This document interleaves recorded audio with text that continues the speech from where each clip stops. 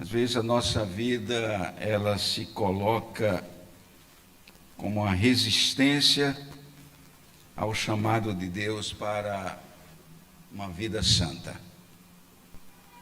Atitudes, palavras, pensamentos, que a gente possa estar sempre à disposição de Deus para que Ele possa trabalhar na nossa vida e a gente viva verdadeiramente os princípios do Senhor. Terceiro João, terceira carta do apóstolo João,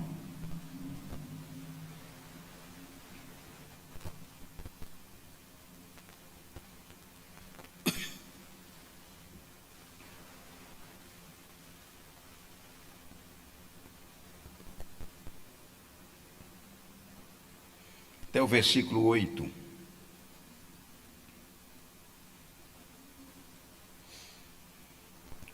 Presbítero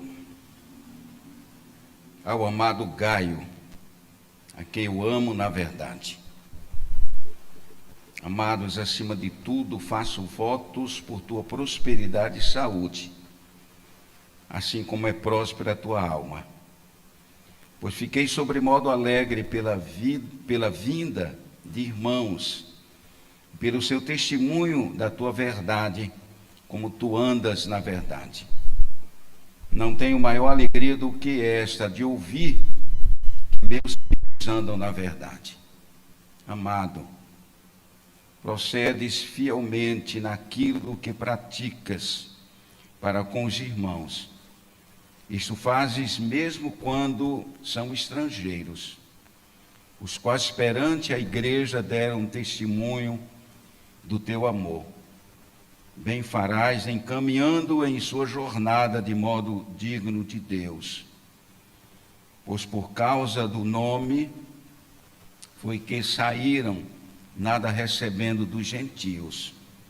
Portanto, devemos acolher esses irmãos para nos tornarmos cooperadores da verdade. Meus irmãos, como eu disse já aqui no início, esta carta é uma carta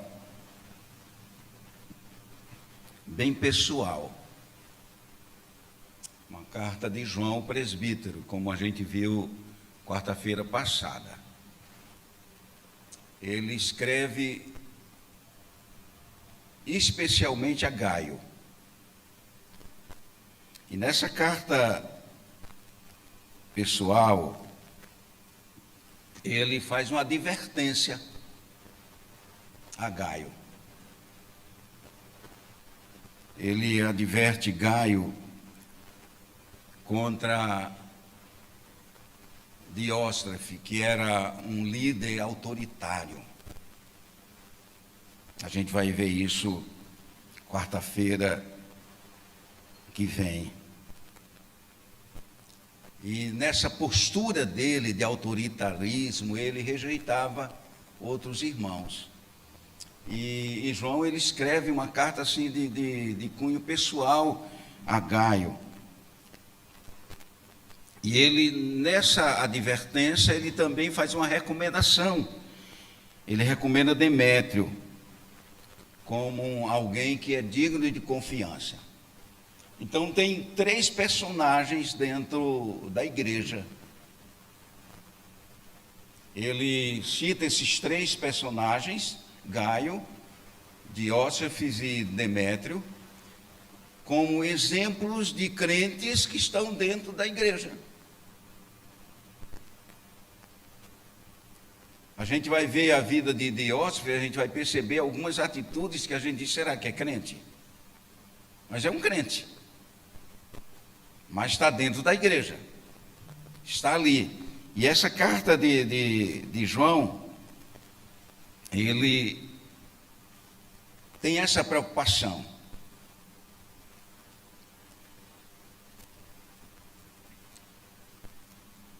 Mas ele destaca aqui, a gente precisa ver isso aqui, o comportamento, a personalidade de Gaio. E eu coloquei aqui como um tema a radiografia de alguns crentes. Antigamente a gente tirava uma radiografia para ver por dentro. Esse é o objetivo, de ver por dentro. Não ver apenas o exterior, aquilo que está fora. A radiografia, ela revelava mais algo mais profundo. Hoje a gente tem a ultrassonografia, não é?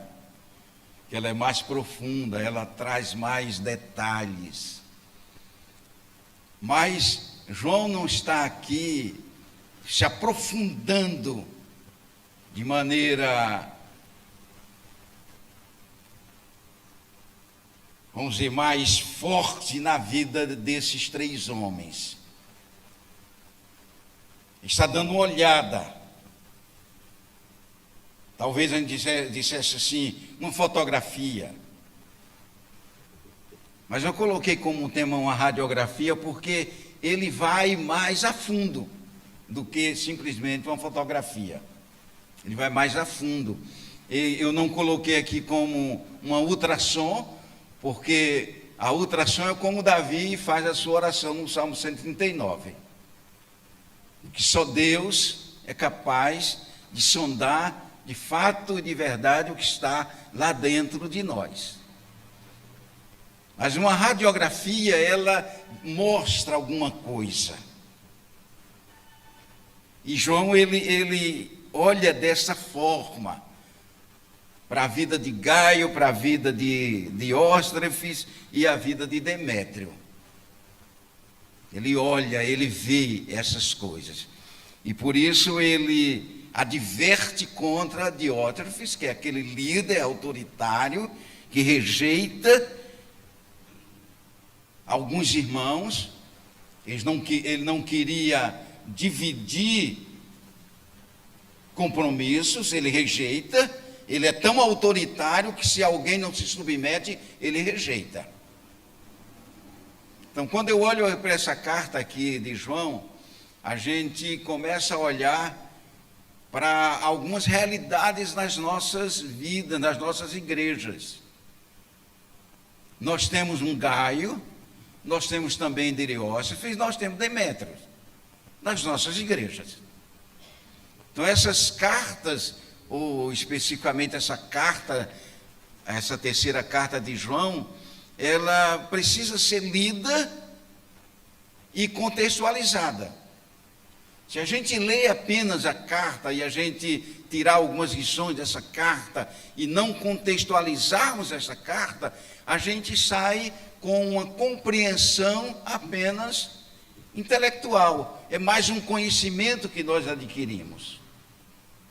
Mas quando nós pegamos isso e aplicamos na nossa vida, a gente começa a perceber que muitas vezes nós nos comportamos tanto como Gaio, como Diótrefes e como Demétrio. Então a gente percebe isso.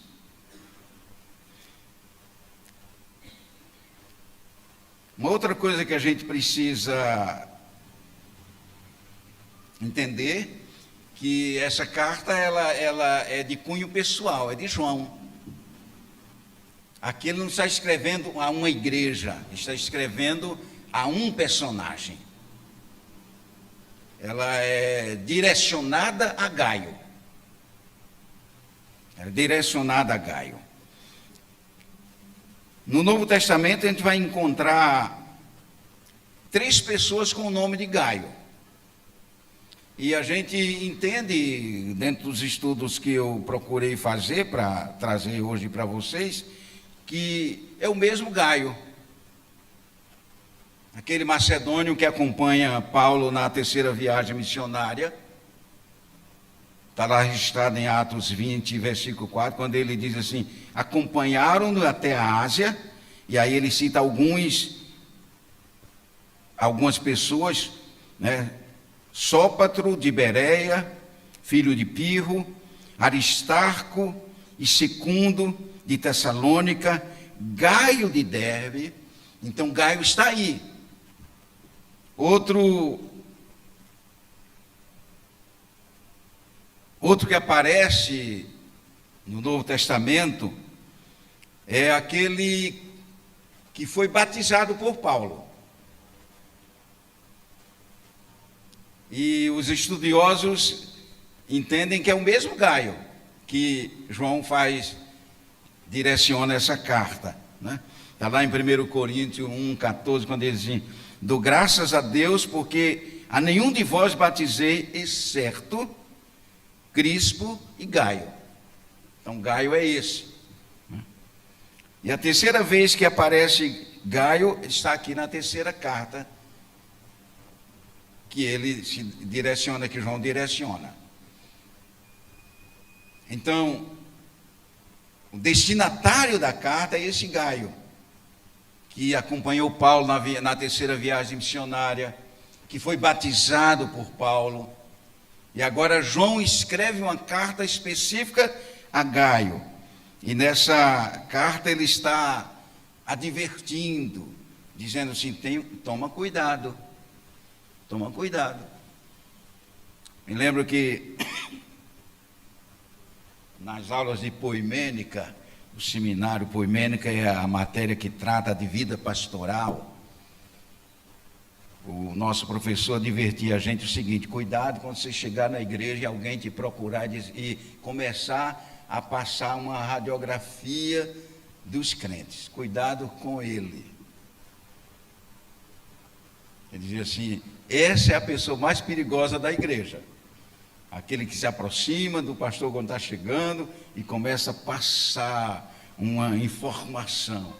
E nesses meus anos de pastorado, eu tenho percebido isso. Acho que Deus também percebeu, né? Mas João aqui, ele chama Gaio. A gente vai perceber aqui a personalidade de Gaio. Ele diz: Gaio, cuidado. Cuidado. Cuidado com fulano. Diz quando a mulher ela tem um sexto sentido, né, Zé? Mariana já faz cuidado. Às vezes quando ela chega assim, faz cuidado.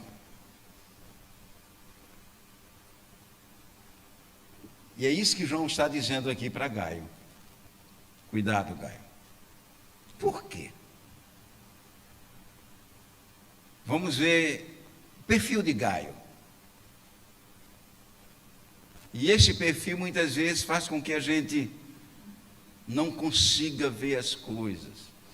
A gente deixa de ouvir aquela orientação de Jesus, que nós devemos ser simples, como a pomba, mas prudente como a serpente.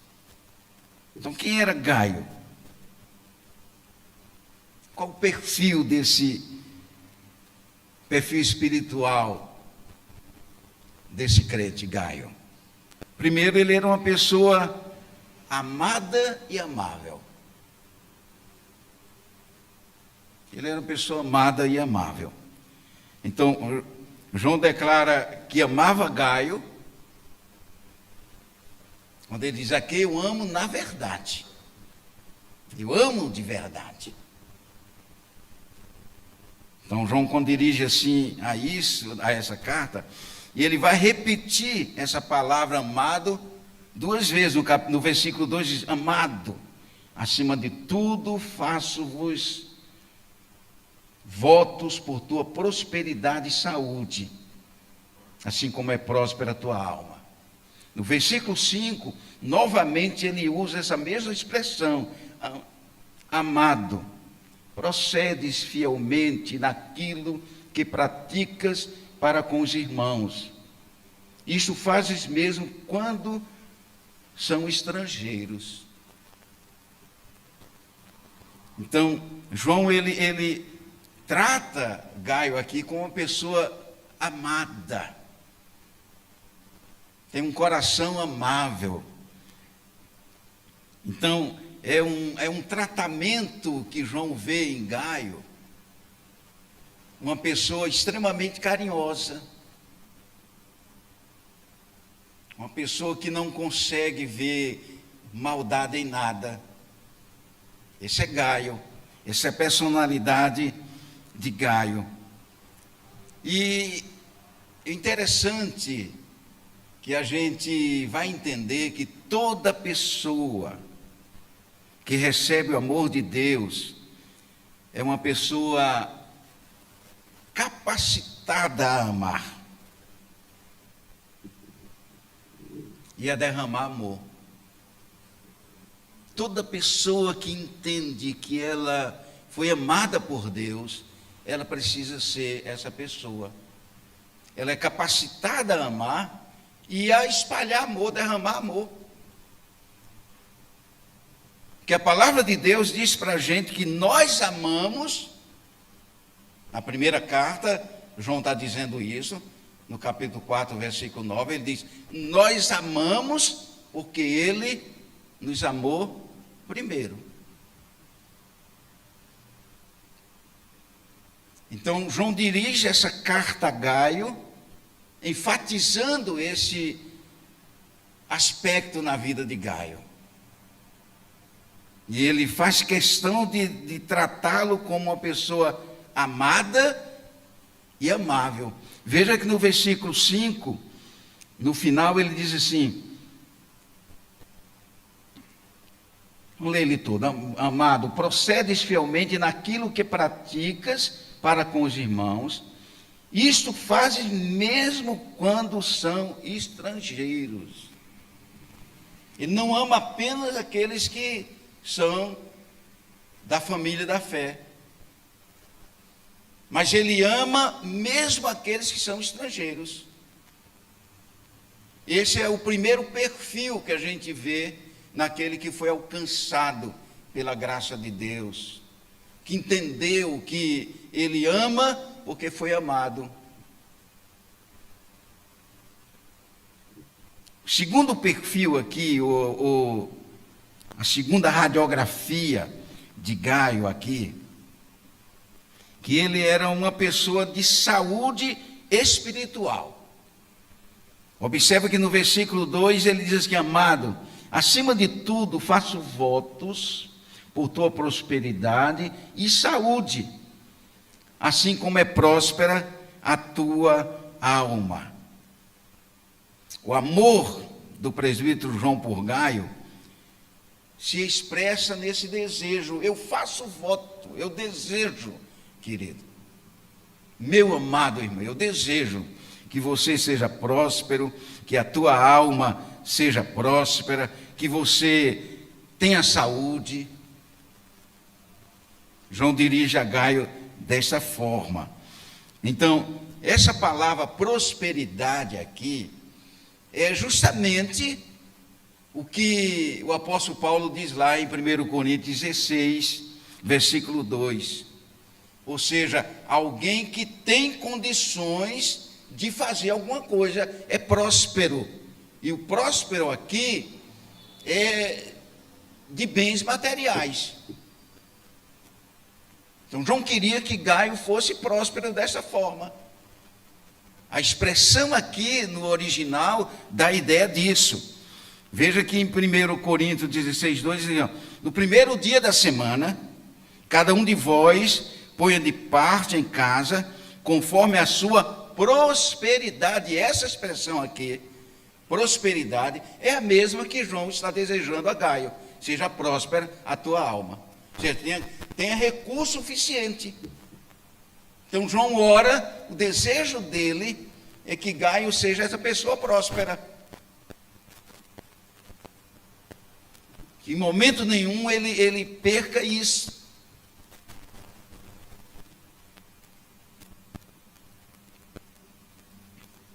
É nessa oração que ele faz aqui, esse desejo que ele seja de boa saúde, seja próspero. E essa expressão saúde significa vigor, alguém forte, alguém saudável. Então o desejo, quando João olha para Gaio, é que Gaio seja essa pessoa próspera e saudável. aquele que realmente tem vigor para se envolver nas coisas do Senhor. E essa mesma expressão saúde aqui está registrado lá quando o pai recebe o filho pródigo. Está lá em Lucas 15, verso 27, quando ele diz assim: veio teu irmão e teu pai mandou matar o novilho cevado, porque o recuperou com saúde. Apesar dele ter ido, gastado tudo que tinha, ter chegado a comer comida de porcos, mas ele voltou com saúde. E essa expressão aqui é a mesma. Esse desejo de João por Gaio é que ele fosse essa pessoa saudável. Saudável. Como é bom a gente olhar para a igreja e ver a igreja repleta de pessoas prósperas e com saúde. Prósperas e com saúde.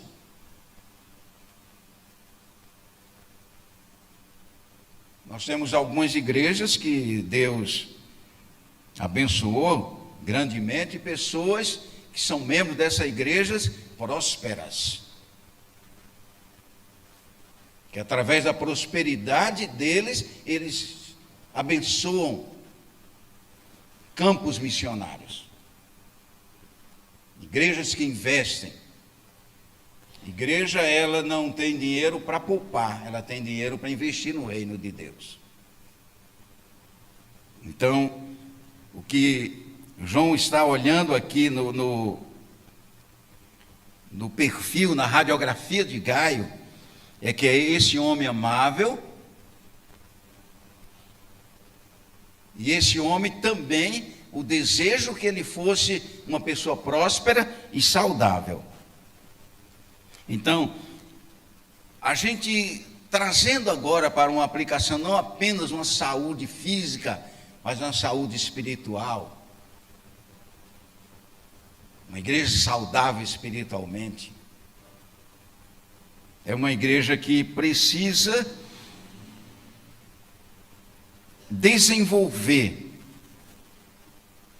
essa saúde através de alguns elementos, algumas dietas.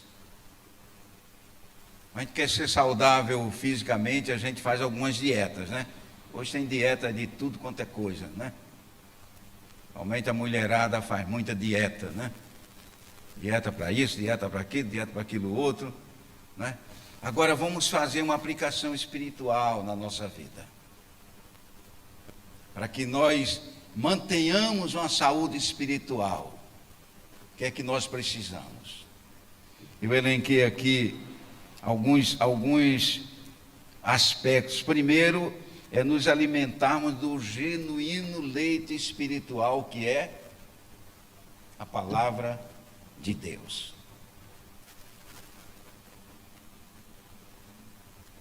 A gente percebe claramente uma igreja que não está saudável espiritualmente, é uma igreja que não se alimenta da palavra de Deus. E quando ela não se alimenta da palavra de Deus, ela está fraca. Ela está vulnerável.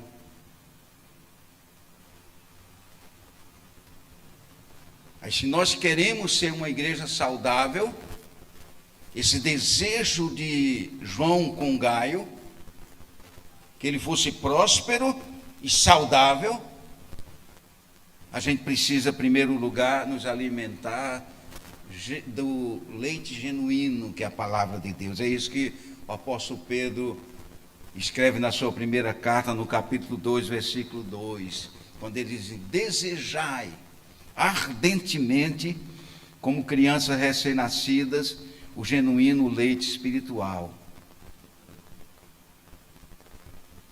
A maioria aqui já teve filhos. E eu me lembro do meu segundo filho, que nasceu no dia 29 de dezembro. E fui para casa no dia 31. E eu deixei Mariângela em casa e fui para a igreja, que 31 romper ano. E quando eu cheguei em casa, Rafael gritava de tanta fome, que Mariângela não tinha leite.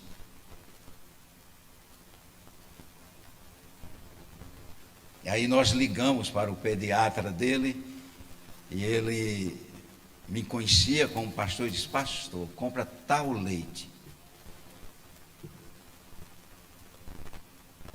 E há 32 anos, Vitória não tinha vida noturna.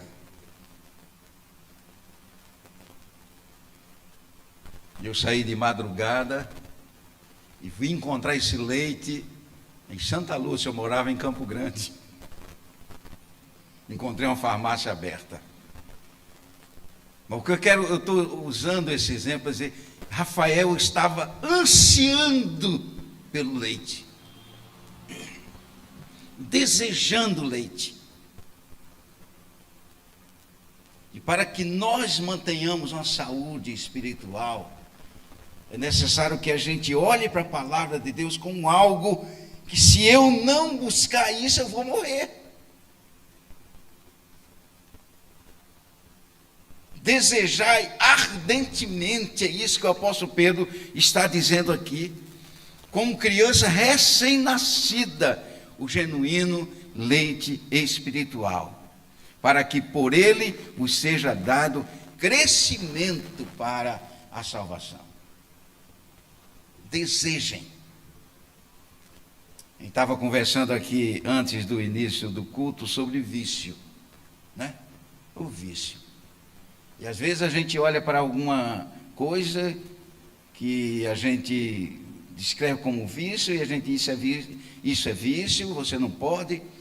Mas, meus irmãos, tem muito crente viciado nisso. Viciado nisso. Eu vou dizer uma coisa aqui para você, é triste que eu vou falar, mas às vezes eu no púlpito da igreja vejo pessoas olhando para o celular. Não é lendo a Bíblia no celular, é aquele olhar assim, como diz o nordestino, passando um rabo de olho, também é conhecido aqui, não é? Para ver talvez o resultado do jogo.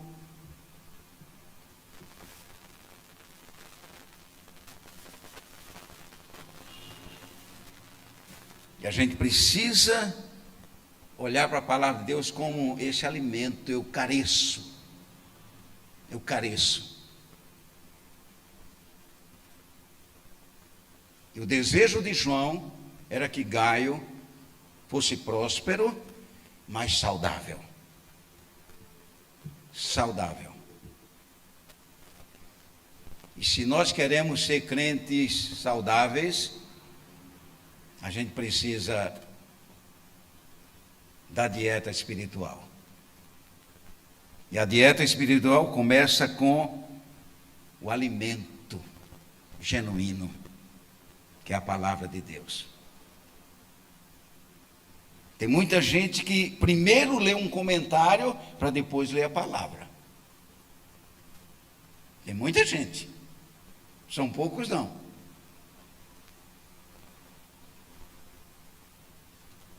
A gente busca informações para aquilo que eu não entendi.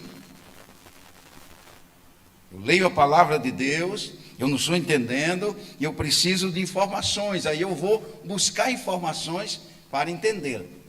Mas é ela, é como eu já disse aqui algumas vezes, eu preciso ler a palavra de Deus de forma devocional, alimentando dela. Então João deseja isso. E para que a gente tenha uma saúde espiritual, a saúde espiritual seja mantida e desenvolvida, eu preciso de algumas dietas. E a primeira dieta é me alimentando o genuíno leite espiritual, que é a palavra de Deus. Segundo, é vida de oração. Vida de oração.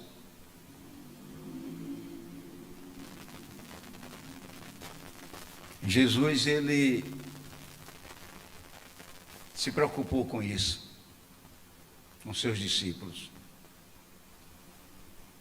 Lá em Mateus, no capítulo 6, versos 5 a 8, ele diz: quando orardes, não sereis como os hipócritas, porque gostam de orar em pé nas sinagogas e nos cantos das praças, para serem vistos dos homens. Em verdade vos digo que eles já receberam a recompensa. Aí ele diz: tu, porém, quando orares, entra no teu quarto, e fechada a porta, orarás a teu pai que está em secreto, e teu pai que vem em secreto te recompensará. Aquela vida de oração que eu e você, cada um de nós precisa.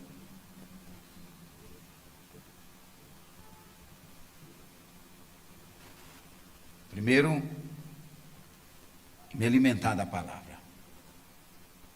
Segundo, meu relacionamento, intimidade com Deus através da oração. Isso é dieta espiritual, para que a gente tenha saúde. A minha saúde espiritual, ela passa por isso, querido. Quando eu leio a palavra de Deus, eu extraio dela o que Deus quer para a minha vida. Às vezes, querido, eu recebo algumas perguntas de pessoas dizendo assim: pastor, o crente deve fazer determinadas coisas? Ele já sabe que não deve, mas ele quer que o pastor endosse o pensamento dele. E como é que eu sei? É através da palavra de Deus. Por isso que eu digo, eu tenho batido sempre aqui, né, na leitura que cada um de nós precisa ter, repetir. E toda vez que eu leio e repito, aquilo vai entrando na minha vida. É como eu disse aqui domingo pela manhã no estudo, né? A gente começou, todo mundo respondendo, lendo comigo, daqui a pouco, uns poucos estavam lendo. E quando a gente fala alto, a gente ouve. E quando a gente ouve, isso grava melhor. Isso que eu digo assim: leiam Provérbios, são 31 capítulos. Mês de novembro, a gente vai ler o 31, o 30 e o 31 no dia 30. Cada dia um capítulo. E quando a gente lê Provérbios, a gente vê ali orientações de Deus em todas as áreas da nossa vida. Em todas as áreas. Relacionamento conjugal, com relação ao dinheiro, tratar filhos, filhos tratarem os pais, cuidado com as arapucas que o diabo coloca. Então são orientações de Deus. Então, quando eu olho para a palavra de Deus, eu vejo Deus falando comigo. Quando eu oro, eu me coloco diante de Deus e digo: Senhor, eu preciso do Senhor, não estou conseguindo. E essa oração é aquele momento a sós com Deus. Só você. Não é vocês, não é o culto doméstico, é a sua intimidade. É isso que Jesus diz aqui: tu, porém, quando orares, entra no teu quarto e fechada a porta, orarás a teu pai que está em secreto, e teu pai que te vê. Não é que te ouve não, te vê. Que ele vê a gente. Mas para que nós sejamos ou tenhamos essa vida saudável, primeiro eu preciso desejar ardentemente o genuíno leite, que é a palavra de Deus. Segundo, eu preciso ter uma vida de oração. Ter uma vida de oração. Terceiro, eu preciso exercer a piedade. Exercer a piedade. O apóstolo Paulo, escrevendo a Timóteo no capítulo 6, versos 6 e 7, ele diz: de fato, grande fonte de lucro é a piedade com contentamento. Isso é ser piedoso. E ele diz: porque nós não trouxemos nada deste mundo. Não trouxemos nada. Nem coisa alguma a gente pode levar desse mundo.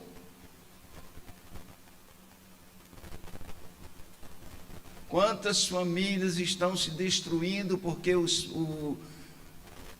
pais morreram e deixaram herança. Estão se degradando, destruindo-se. Piedade. É a gente olhar para alguém que está mais necessitado que a gente e a gente sentir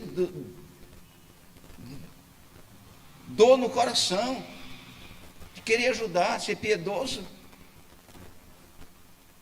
A oração de João por Gaio é que Gaio fosse uma pessoa próspera e saudável.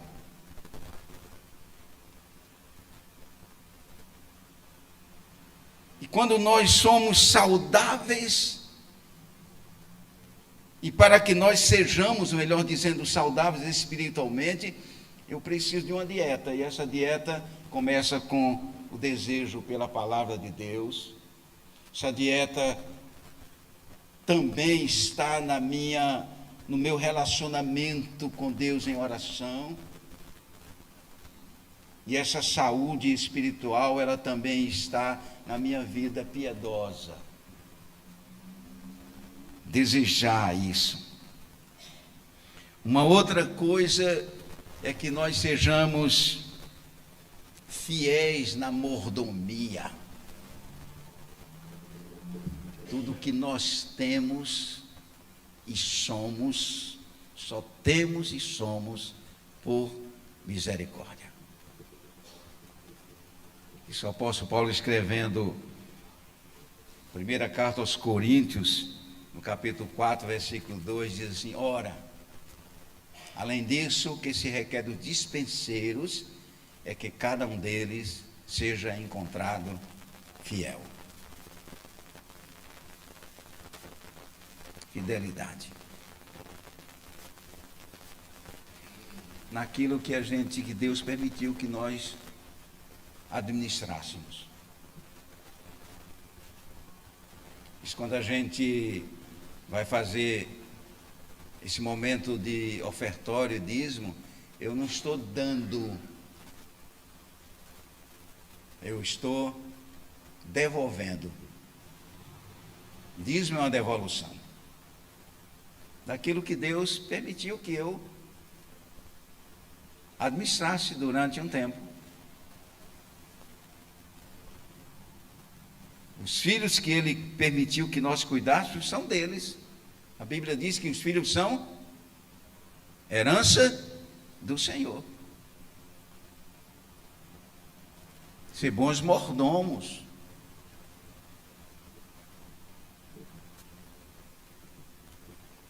Uma dieta espiritual. Ela passa por uma vida de intimidade com Deus através da sua palavra. Eu desejo, eu quero.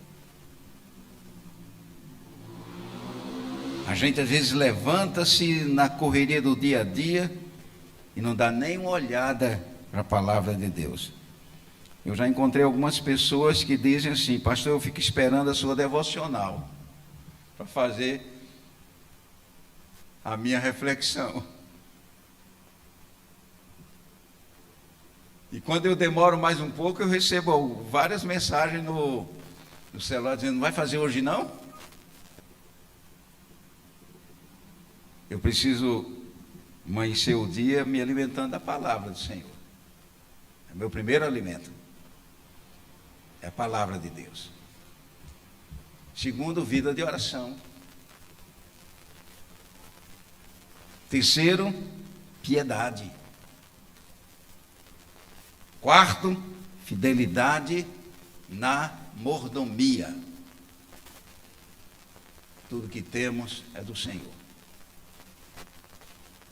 Quinto lugar,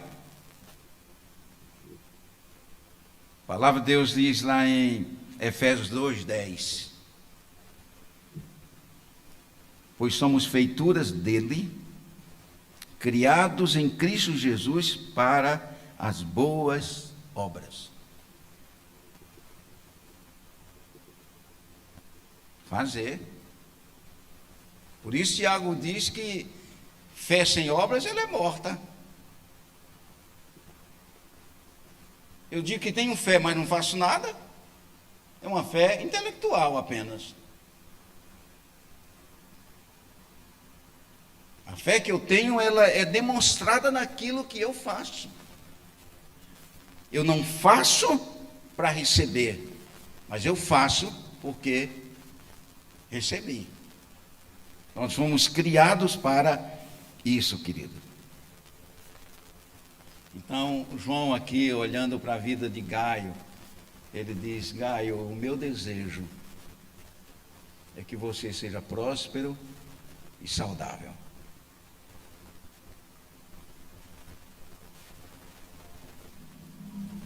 Terceiro lugar, ele pede também que Gaio ande na verdade. Ande na verdade. Veja os versos 3 e 4, que ele diz aqui: pois fiquei sobremodo alegre pela vinda de irmãos e pelo seu testemunho da tua verdade, como tu andas na verdade. Não tenho maior alegria do que esta, de ouvir que meus filhos andam na verdade.